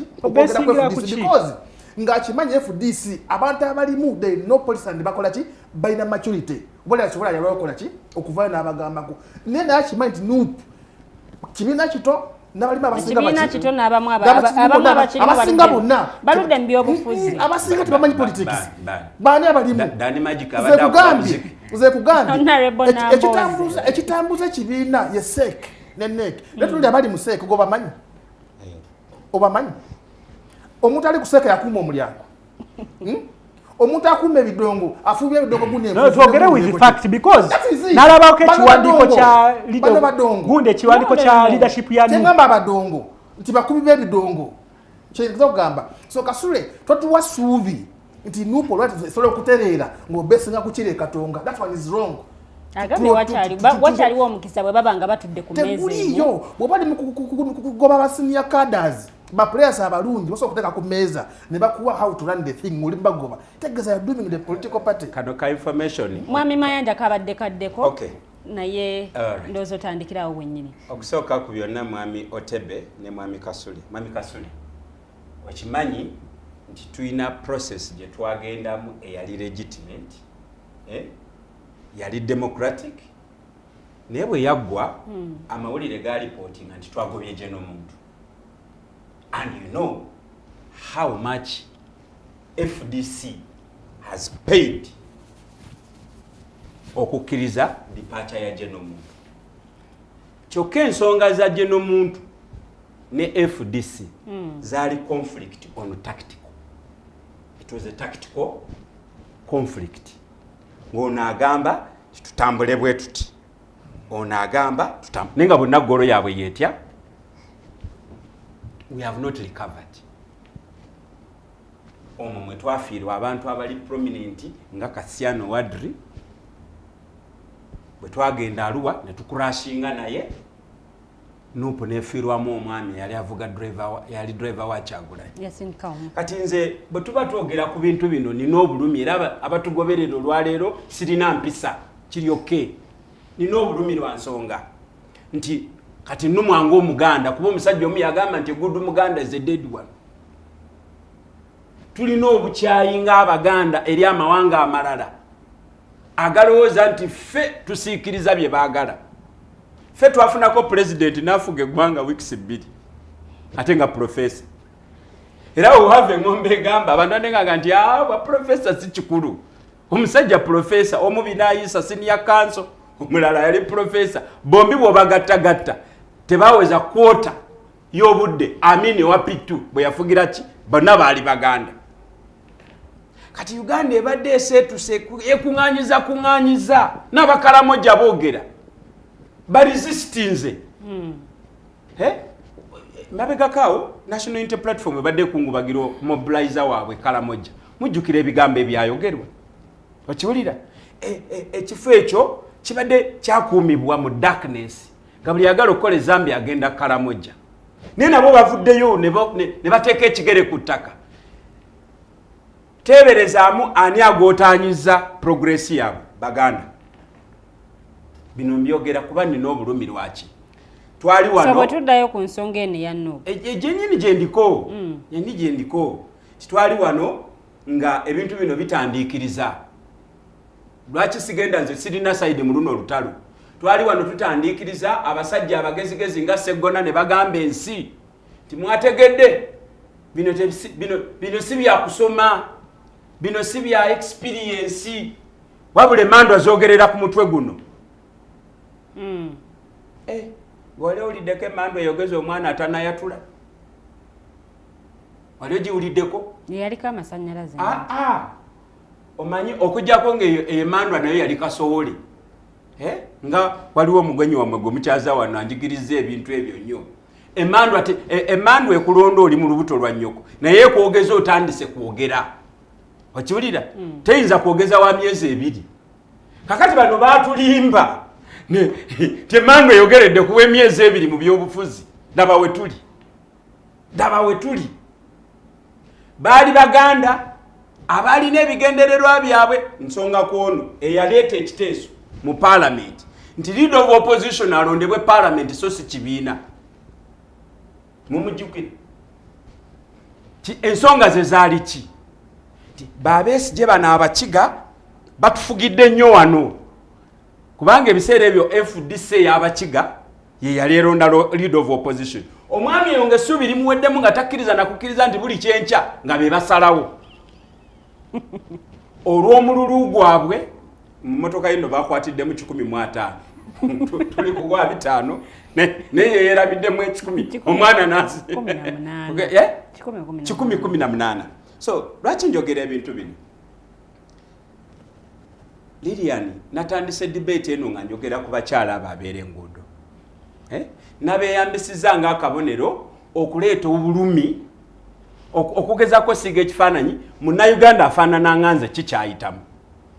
Essuubi limubaddemu nkyukakyuka mu ki? Era ffe wano bw'oba obadde otunuulira ku Twitter debate ziriko 2. Senegal Kyagulanyi Mpuuga. Lwaki? Ti Bannayuganda essuubi libali mu transition. Bannayuganda essuubi liba abantu bamanyi nti bwe tunaakeera enkya ne tufuna gavumenti ey'abantu abatasomye bajja kuddayo basome, abakola bajja kukola nga bye bakola bali birabako. Okiwulira? Kakati essuubi ero libibabadde mu opposition. Abantu bano baabalwana balowooza ku nnamba z'abantu ababateera obupapula mu box. Babalowoozaako. Kati kiddamu basebo ne bannyabo yali ensobi semasobi kyovola abaffe twali zisitinga era ono nali mumalirawo Arua. Kyali kyabuwuttaavu okulowoozesa abantu nti omuntu agenda kuva mu profession mu layini y'emirimu gy'abaddemu ajavuganya omusajja gwe bayita general eyasoma political science amuvuganya amusuule mu weeks 2. Era twali twerimba okulowooza nti tujja kulonderera buli takataka Ssemujju yabyogerera naye bamuvumye bamuwadde doozi ye y'ebivumo. Bayaga nti mwe bafuutu soldier ne bwe tukwata gavumenti. Tekitegeeza nti nammwe mujja kuba mutuuse mu ki? Mu gavumenti. Basebo aboogera Oluganda kati abantu tutandika obbabuulira amazima nti gavumenti ey'abannakyemalira nga bwe tubayita, abatulimbuzi nga bwe tubayita, tegenda kuvuganyizibwa buli muntu agikoliko impact. Ndowooza kati nammwe mulaba enjawulo ya Besigye we yakikwatira, enzanya ya Kawanga Ssemwogerere, kale oba ne Ssebaggala yagezaagezaako. Ensonga eno yalikwatiddwa etya? Ensonga yalikwatiddwa etya? Eringa ekula buli lunaku waliyo ekivaayo. Era nze layini yange eya argument eyo ngirese ngamba gundi Kasule tuleme kubeera aba wishful thinkers. Abalowooza nti ejjinja enkoko bw'etuula ku jjinja eyinza okwalula akakoko. Tubadde wano ng'abantu basowagana waleese ekyokulabirako ky'Obuyisiraamu. Era byatandika nga bigambo bwateredde. kati ababadde wano nga tutekinga stoko y'ebintu bino saagalo nimbe ti Mpuuga yatudde ejjo ku parliament n'ayogera ebigambo ng'akangaza ate naga sinnamala ninayo n'ebirala ebijja si bwe yabadde oba nze namufunye obubi press conference teyawedde ayinayo declaration egenda okukola ki naye njagala tubeere analyst balungi Mpuuga babadde nga bamusojja ku luwonzi ng'asirise fe mu politics batuyigiriza okwetegereza ebintu obudde bwe bihappeningiddemu lwaki Mpuuga yazze mu biseera bino okwogera ng'ate ekintu ekyo kiringa ekibadde kifudde nenamboze bwe yeebuuzizza era kwe yakulidde conclusion naga nti eno yabadde public relations miscalculation yabadde amanyi kino kijja leero okay kakati gwe obadde otugamba nti wakyaliwo omukisa ng'owulira Ukraine esaba nuclear ate ne Russia egamba nti kati eno tekyali operation wabula eno full scale war gwe n'olaba waawo enkwataganya baseba ne banyabo bino bye bigenda okujja National Unity Platform mu bulumi obungi mane yane mie ngera FDC bwe yagenda nga DP bwe yagenda nga UPC bino bwe mbyogera kuba ndi stakeholder fe bamayanja tetukyasobola kunoonya mirimu si fe twali mu jobless brotherhood tetukyasobola kunoonya mirimu kubanga nakugambye nti n'essimu yange mbadde nina tawuni kiraka gwe nkolagana naye nga neetolooza tambuulira lwaki bw'obadde oteeka essimu yange munange ga Mayanja FDC ekyo kigambo FDC kyokka kinyimisiza opportunities nyingi nnyo mu ggwanga lyange kati nina obulumi so nze saawagirako Kyagulanyi kubanga ajja kuba MP naye aliko amasannyalaze okay fine gatukozesa ki waliyo amasannyalaze agali negative gali destructive okay fine nze sijjangako mu lutalo luno okuweza ababaka bangi okukola bino bye bakola nzija mu lutalo luno okufuna ababaka abangi okwongera okupushinga obwannakyemalira to the extreme end kati gwe tonaba kukizuula nakugamba wano nti leader of opposition naye commissioner siwe kiri naye nkikoza commission kati bwe ziba zituula azitegeera ziwedde oba kitegedde tebamuyita kubanga zituula wanita zituula wa speaker kuva jja speaker juzi yakireta ku you see these things bituli mukwogerako these are public things juzi mu lutulo lwaliwo nera Kasule kimanyi no lutulo lwaliwo speaker anita abamu tumanye enkola no please no tumanye enkola ye speaker yavayo na clarifyinga n'agamba commission kuva onajja commission etula every after 3 months ono yajjanga commission yakava okutuula okuyisa sente z'amafuta okitegeera so emyezi esatu nga tenaba kukola ki tenaba kuggwa era bwenaba eweddeyo bajja kumuyita ajja atuule mu lukiiko kati nga maliriza nti basebo ne bannyabo tusubiddwa opportunity nedda mbadde njagala kijja wano nabagambye kikyali kikyamu okujeregerera abaveteraani b'entalo bamugisha muntu babesije twabajeregerera mbu you cannot contest 4 times at the 5th time and then you tell us it doesn't work. For us we believe democracy works. Abantu abakola statement eyo singa basobola bandize ne betondere eggwanga mu kaseera kano kubanga they have ngati wali n'abagootaanyiza bamaze okutulaga tibali so unexposed tebali na agenda kubanga era nze ninako mikwano gyange besikanya nabo bagamba nti kino kibadde kirina okukolebwa mu biseera bino naye nze mbagamba twawule ebiseera by'olutalo revolution ina stages eno stage gye tuliko mu revolution ye Katikkiro we yatugambye nti tulina okuba abagumiikiriza Museveni yagumiikiriza bakigongo ne banyakula bu banka bwonna as long as the focus yali ku revolution bayagadde kulaga nti waliwo omuwaato wakati waabwe ne Buganda anti nkugamba nti bw'oba oli genero w'entalo wano mutera okukyaza geno bigirwa simanyi lwaki takibagambanga bw'oba oli genero w'olutalo ekikuyisa genero nti osobola okubala olutalo n'ebiseera bye lutambuliddemu nomanya nti nti kati bino obudde bwe tulimu tetukuba bomu tutwale butida okiwulira obeera genero gwe saagala kwatuukiriza manya kwatuukiriza bwe tumuyita bw'oleeta takitiki y'olutalo nekwokya kino mwami Kyagulanyi kimwokyezza kubanga kati kyeraka bwatu nti Buganda abadde agyeyambisa abadde agyendako naye tagiwulirizanga nako kyeraze bwatu nti n'ekereziya abadde agiŋoola kubanga n'ekereziya mweno conflict eyatudde Kyagulanyi tannakyusaamu tannalaga nako nti anaatera n'okukyusaamu ntegerekese Kyagulanyi teyasoma how fragile ekintu Uganda bwe kiri ti bano Besigye babaddenga ne bamukyala Ssebuggwawo babayita ababitiibwa naye nga babeera bokka bayinza okuba they think otherwise but because bw'oba ojagala kukulembera Uganda olina okuhandolinga Buganda West Nile Karamoja you understand kati abantu be West Nile batutunuulira galababa so struggles emabega ate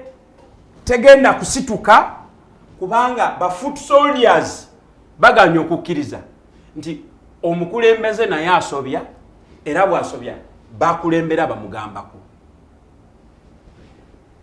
conflict eno egenda kwongera okusikatalinga the United Forces of Change because nkulabula Mpuuga ayogedde Kyagulanyi ayogedde Abedi Bwanika ayogedde Kivumbi agenda kwogera neyanziza nnyo mwami Mayanja nze nga yaleka obulamu bwa buvubuka bwange nkolerere liberation nkaaba mwe bagayi mwe mutusaze ensawo comments mpitirivu ngenda kubanga nziwa oba oliawo akadde okuziitaayitamu naye nga sinnaziitamu mwami Otebe otugambe wali nti Nuupu erabika ekomye wano omanyi kino kigenza okutuukawo Bobi Wine ageza kunyo kulwana Mpuuga yasooka okulowooza nti Mpuuga alinga Bigirwa ono gwaleese ngejja mufumulamu ebusoga kakati yeguuni musajja wattu Bigirwa yeeguya one nga yeeguya tiketi anti tannayambala ngule that is one singa Bigirwa ali mu house olowooza singa akwatwako kakati okutuuka kati olwaleero nti wabadde ebadde biyitingwa naye Masaka nga bavuka bawadde ssente ne reflector bafusinge Mpuuga okola ki okurizayininga era nga kampu ya Bobi Wine ekola ki yekikola abavubuka ne batya era mponinga abavubuka n'okubalabula nti bagenda kubakosa mwene exercise egenda maaso mu Nuupu mufune obuzibu era nasanyukidde kintu ekyabaddewa abeebuka kati abaagala nga tetugenda kugenda Masaka tukola ki tuwaneta zetukola ki zetutamanyi kati omukulu yalabe nga ekyo kigaanyi nagamba ye bane nfaaki naye kino tokitunuulira mu ango y'okudisciplining oba oliawo n'okuba nti ayagala okukwata ekkubo lino bweti embeera bwegenda okubeera discipline ebiina biba ne disciplinary committees Bigirwa gwenjogerako basooka ne bamusa mu kakiiko kaki k'ebyempisa era tuyinza okugamba kwe kwava recommendation ezikola ki ezimuwumuza akati Mpuuga bamuyiseewa era police officer wawudde ng'agamba bannamawulire mukiwandiika kyasookera ddala kyalaga nti meeting yatuule yalimu abantu ab'enjawulo ab'olubatu ne boogera ku nsonga zino ebbaluwa ey'omukulembeze w'ekibiina ekyo eryoka efuluma ab'olubatu ku kibiina ekyo ne mutuula ab'olubatu nawe seeke yammwe nayo tefuna turnout eri 100%. Seeke yaffe ereeta abantu ba regions neteeka neriwa chairman wa party okulondamu abantu b'enkizo okujja okukola ki okubeera mu seeke last seeke meeting all the members of SEC attend up for that meeting. SEC esembe gundi yagituuza Kigongo. Kimbuuza nti esembyeyo okunya 100%. Yagoba vice president. N'agamba nti no. Ye SEC yagoba vice president. Abarigioni ziboka.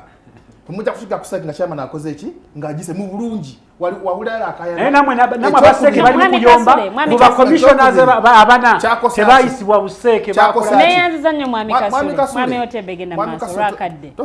Takalo kayiro kamala ligotalidde. Kati gwe lwaki yanupe kwegwe. Onode twamulidde. Tugende maaso mwami Otebe. Ono kamala twamulidde akati atubalagala. Atubalagala. Kiwulira.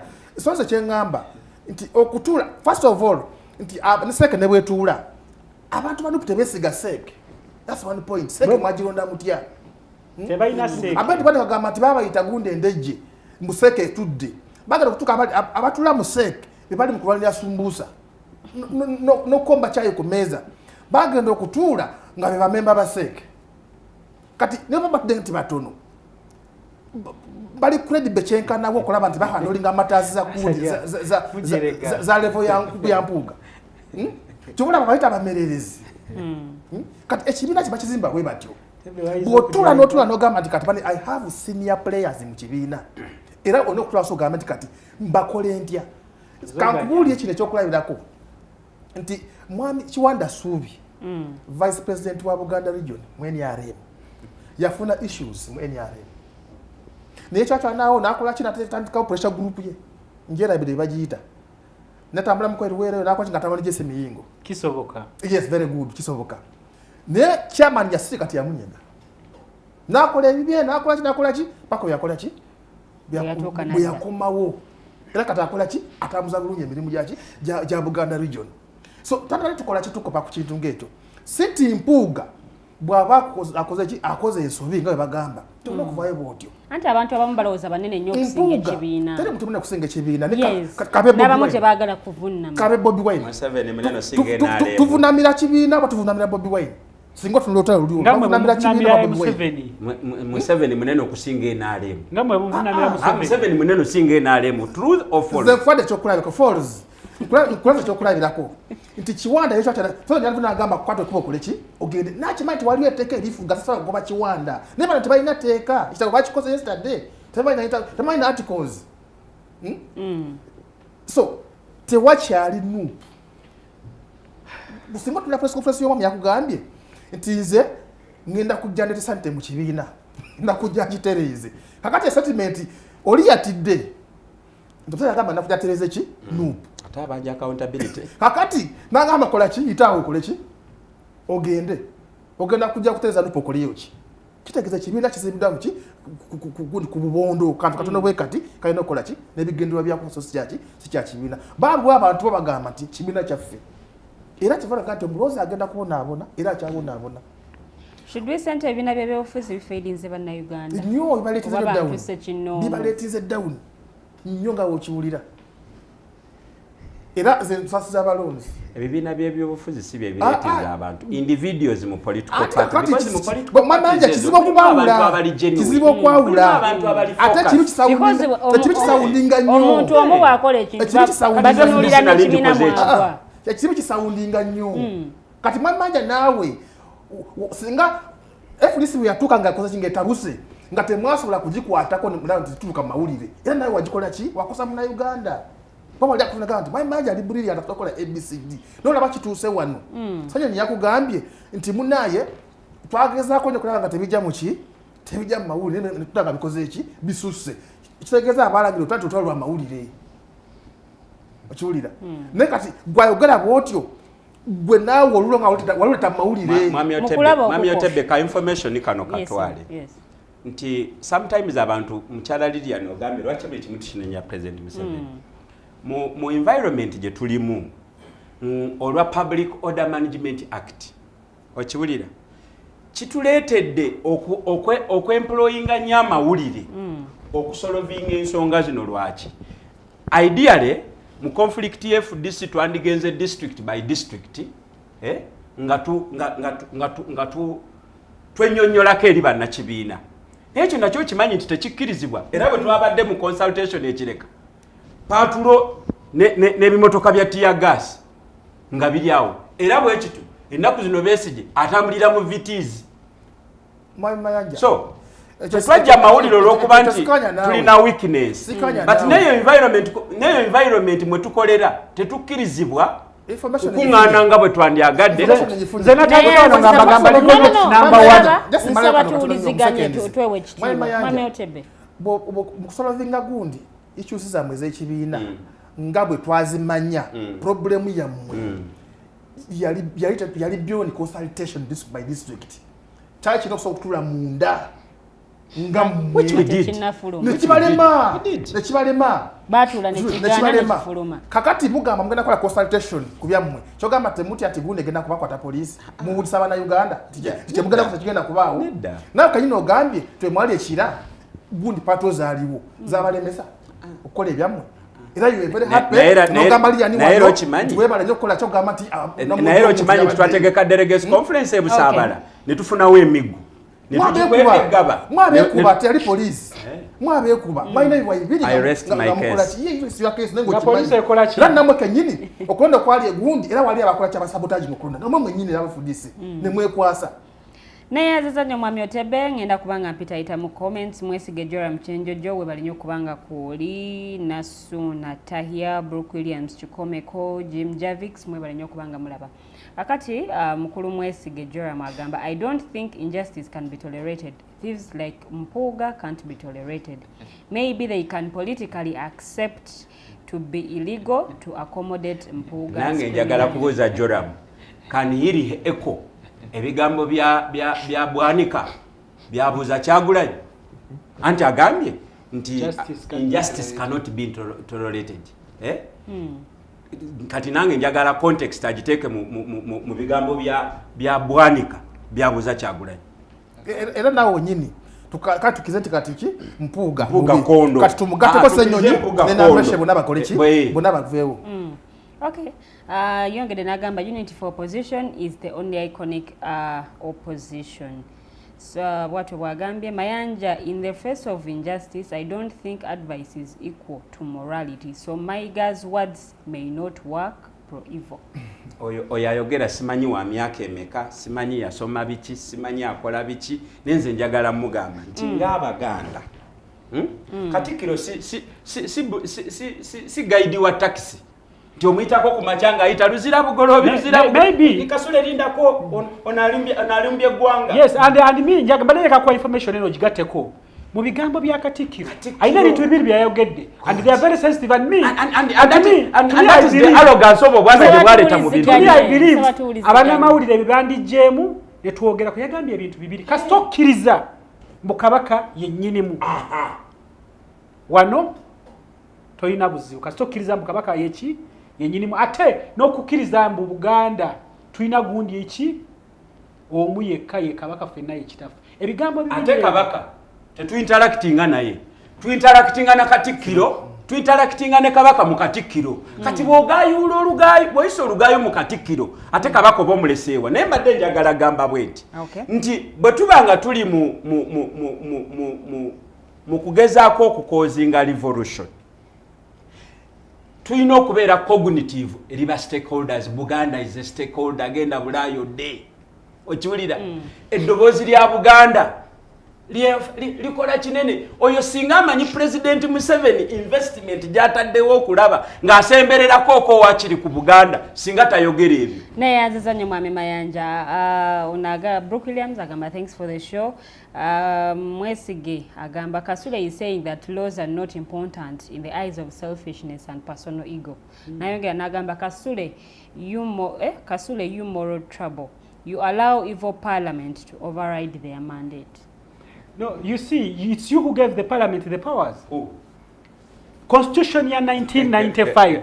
But we have had an argument about that. Yes, exactly. Kati Joram kyalina okukola kyetubadde tukola bulijjo era naffe genda okumurekrutinga ekyambogo twamuleeta kukola ekyo kyennyini kyetuli mukola n'essaawa zino okulaba ng'okendeeza obwo obuyinza obuliwo obuli exclusive bwe tulabanga bukozesezza okunyigiriza Bannayuganda batugenda kutuula wali tutule ku social media nga bano abadde batuula kuvuma kola ki okuba okuwandika buwandisa ebigambo let's put them into action. Dr. Besigye buli lunaku abadde atugamba ekigambo kya action leka tubiteeke into action tuve mu bire byogamba tugenda mu civil society obundi ki naye tutuule tutandike okulaba tuteekako tutya empenda okulaba nga tuchallenginga this constitution of 1995 eyaweereza obuyinza obwo bwonna because parliament ebyo byekola ebijja in article 85 of our constitution. Brooke Williams agamba principle is principle. I think Mpuuga erred. I think he needs to really come to terms with it, admit that he erred and apologize, tender in his resignation as Commissioner of Parliament, then choose to go and represent his people. More He would processes have chi. come out as a more serious and respected. Processes chi Lukula- ekikuru lukula ekintu kya Mpuuga ffe tetuganye capacity. Mpuuga alina ebizibu bye naye Agala processes capacity. chi eyitiddwamu Okay. okulaba nga ki Mwami Otebe nsaboddemu naye nga tonaddamu. Saboddeko kano Brooke Williams oli musajja mugunjufu somako ku kintu kye twagala because I know him as a change seeking Ugandan. Yes. Tulina case scenarios ze tugezaako okukoppa overriding guiding principles za movement building. When you are in a movement, the word principle is obscene. Okay. Na Mwami Otebe ku comment eyo gye nkuwadde gattako neno na Jim Javix agamba kati Mr. Otebe ow'ekitinisa. So wali kulutinze. Mpuuga should kill someone and people keep quiet mbuwa kitiibwa mutujjeeko ejjungu. Nedda si bwe kiri talina gwasse ffe tugamba tuleme kudisikasinga Mpuuga ng'omuntu tuzikasinga ennuupu processes tuzikasinga ennuupu kuba gwe mulama gwaffe because era nyinza okubeera mwenda mekya nengenda mu nnuupu oba nembira tisuka tone mwenda nengamba kati ngendewa nga naye sinawe nkola ki sirina wendaga kati bwe tudisikasinga Mpuuga kyagendagendawo agenda ave agende ne Bobi Wine akola kyagende nuupu egenda kuwulya weeri so tuteme kutulya muntu naye tukalooza tutya gundi situation tumazeewo tutya obuzibu nti tokwata gundi mbazi notensiri akwogera ng'owe Masaka naye osobola osobola gikolabo teduka nekola ki negenda tukize tugane tuleme kugamba nti nze ndi wa Mpuuga nze ndi wa Bobi Wine at the end of the day kidda wa Bobi Wine kuba ye principal wa party Yabisaba babimukwasa. zonna errors Yabisaba babimukwasa bye byayokyanga babesije. zonna errors zikolebwa tutunulya gundi lubongo yatuma tugamba ate principal yakola ki yali waggulu. Brooke Williams agambye but Yoweri Kaguta Museveni always drops senior leaders like Rukutana, Rohindi, Nyombi, Chambade, Sekandi, Bukenya, Mbabazi. So okudropinga Honorable Mpuuga nakyo tukirabe mu ngeri. It is okay. Yakoze ekyasooka n'amuwandiikira n'amala najja n'atugano tugamba nti ne bwe munamusigaza nga commissioner takyalina support ya NUP kubanga contradictinga ne vision n'ebirala ne tukuba mu ngalo kati ne ebbaluwa esembyeyo eno bagiyita witch hunt abakulembeze abaateekebwateekebwa kino bakikola naye si mu budde buno Katikkiro kye yabadde agezaako okugamba. No comment eno nayo genda nayo. Ono Brooke Williams agambye I know for sure that Charles Peter Mayiga tried to convince Bobi Wine not to remove Mpuuga from LOP and he refused. Bishop of Catholic Church had a meeting with Bobi Wine on same issue and he refused.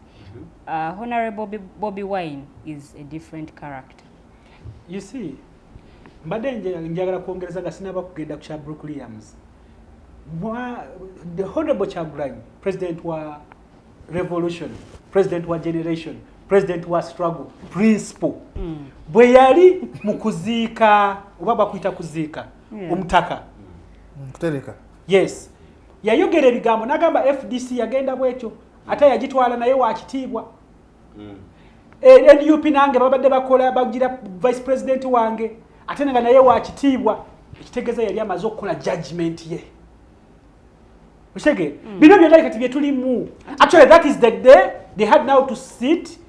Oshege ate Katikkiro nze I believe abadde asinziira ku ebyo ebigambo ebifaanaganya bwe bityo ebyali mu kutereka oba mu mukolo ogw'okuziika omutaka ow'ekika ky'endiga. So bino byonna ebiriwo nga mwami gundi bwagize sagala gamba background noise but nga mwami Mayanja bwabiyise witch hunt which is not going to take us anywhere. Ate nze bino ebyokugamba mbuno Catholic Church yatuula yayita owekitiibwa Kyagulanyi ne Buganda Kingdom. To me I think these are institutions which are very tulina okutunuulirako because mu by'okukyusa eggwanga lino balina a key role ey'okuplayinga bwe baba kugambye for harmony okulaba nga tutwala ekintu kino mu maaso because let me tell you tuzze tulaba abantu abali outspoken abali mu ddiini ezo abali mu cultural institutions zino nga nabo banyigirizibwa ate nga nabo bafa mu ngeri etategerekeka ekitegeeza nabo byebakwatako So bwe tuba tukola ebintu bino nga Mayanja bakugambye bino ebintu birimu obulamu bw'abantu so tetuga kukola ebitunyumira byokka you know because nze ndi w'amaanyi nnyo nze ndiki you know jeno muntu yatugamba mwami 7 tatya kintu kyonna tasobola kutya jeno muntu oba Dr. Besigye he used to use yakikozanga ekintu ekyo nagamba naye atya institutions eziri powerful. If you build Mpuuga is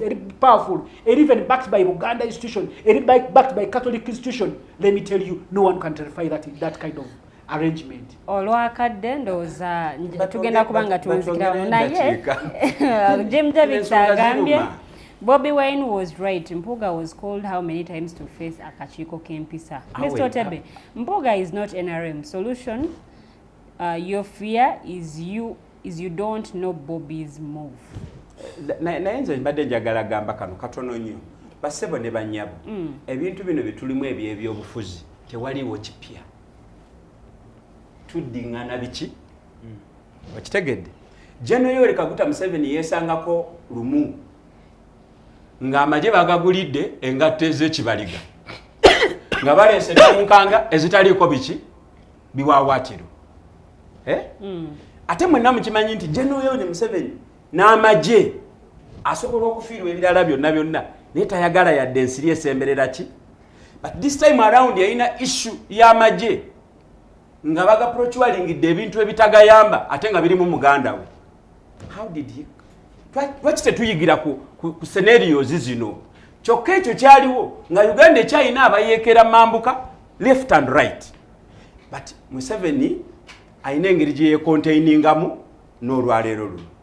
Museveni yafuna obuzibu ne Global Fund Mike Mukula n'abalala okiwulira yazanya atya lwaki tetuyiga awo nyine wensabire obubaka obusibula basebo ne banyabo njogera nammwe abavubuka naddala betwali tukozeeko nabo ku nguudo z'e Kampala nga twagala okuleeta enkyukakyuka nga bwe tugirabye e Egypt nga bwe tugirabye e Morocco nga bwe tugirabye e Tunisia nga bwe tugirabye Burkina Faso fe aba professinga non-violence struggles akaseera katuuse tunaabe mu maaso twetegereze ebintu bino nga bwe biri. Ona akugambye bw'obeera n'omusota mu nsuwa omusota mu ntamu bw'oyagala okukubye embuukuuli oyinza okwasa ensuwa nga n'omusota tegunnafa. Ona akugambye nze ndabanga we tuli kati. Mayanja is concerned with the timing of what is happening. He is not concerned with the immorality, a case why we are against dictator Museveni. I am concerned about the morality of the struggle, the fight against oppression, against tyranny. In good times, nga tumaze dismantling this first roadblock of the tyranny, we tujja okubeera ne environment conducive to discuss about the morality of the revolution. That is when we shall deal with the corrupt, the Mpuugas of this time, the Jorosenyonyi of this time, and the other moral decadence. Naye kati nga tukyalwana, twetaaga ab'ebigenge, twetaaga ab'ensimbu, twetaaga abalema, twetaaga abawanvu, abampi naki obugulanyizibwa bwaffe ng'abakulembeze kuba fokasinga wali mulabe so si kubawulayawula ate ono alina ebitege ate ono alina endali. That is my case. Singa tunadda ku ekyo tujja kutambula naye wano we tuli tugenda kulwana paka muwozi naye wanaatuleetera mutabani we nga ye komanda w'amagye. Mwami Otebe awo nyine wensabire obubaka omanyi gundi principal wa nupu kyatamanya we yatandikira waggulu nga alina amasannyalaze nga wogayita teyamanya nti mu political arena wabeerawo abantu abazimbiddwa institutions ali nazo z'amaanyi akati kyamuyisa bubi nnyo kugundi mu kulonda speaker wa KCCA by then gundi ono yasooka okubeera speaker ono werubaga kawalya kakati batukukolera speaker waleero wano nti Catholic Church yatuula Kibuli netuula n'Emmengo bagamba tukole ki tufune speaker principal kyamunyiiza n'amanya nti ekitegeeza amaanyi gange naye simanyi nti nogagabanako n'abalala kyova olaba avuddeyo nti Katikkiro ne bwe yayogedde byamugudde enkoto era tukyalaba scenarios ng'ezo kati bwoni bagenda musibira bweru era kubanga kyemmanyi n'obutagenda wali ku mijoozi naye akimanyi yakulaze te olutalo luliwo kati wange neki n'emmengo ono gwe bagoba mu kuyimba wakula olutalo emmengo so olwaleero nga tunalogamba Mpuuga yeetonde kuba ku byakoze ne Bobi alina okwetondera institutions zino n'abantu abamu mbeere bulungi.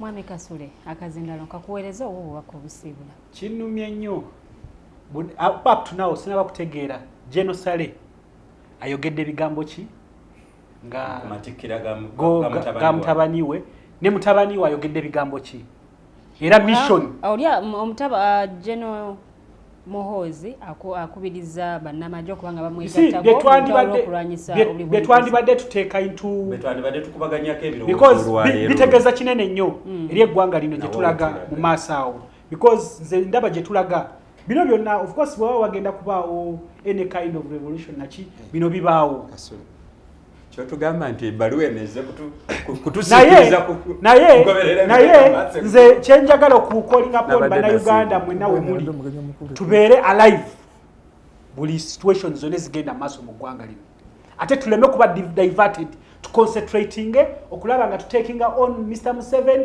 with all his projects bingi ebigenda okujja nga bisabikiddwa ebirwanisa okulaba nga bitebenkeza eggwanga lino naye nga byakutudivertinga leka tuconcentrating ku mulamwa ogwa transition not succession. Let them not even at any minute make us believe that a succession can seemingly look baji packaging baji coating mbwerabike mbu very sweet bajitekako busweet na we need a transitioning y'abantu ekyo kye tulina okwetabamu ffenna tetulina okwogerako buli lunaku naye tuvemu ebintu divertinga musule bulungi. Ono osobola kubanga nsokkawo njagala kubeebaza bwe tutambudde kuva wali bwe twatandikidde abakomenti nze mbeebaza nnyo olwakadde ke muwaayo olwa data wamwe gwe muwaayo mwebale nnyo mwebalire ddala nze omumbejja luwedde lirya nabadde olaba voltage masannyalaze genyebuli lwakuna ssaawa emu eyakawungeezi okutuuka ku ssaawa 3 ez'ekiro. Njagala kubeebaza abakulu ababadde mu studios olunaku olwaleero ba panelist mwebale nnyo mwebalire ddala kubeerangawo ate ne mwongera okuteeka ettofaali ku ggwanga lino. Neebaza ttiimu bwe tukoze omukulu Ben ku kamera mu control room waliyo omukulu Ali Alibawa n'omwami Mukose Arnold Anthony. Tweyanziza nnyo tweyanzeege mbaagaliza kubeera bulungi mweraba.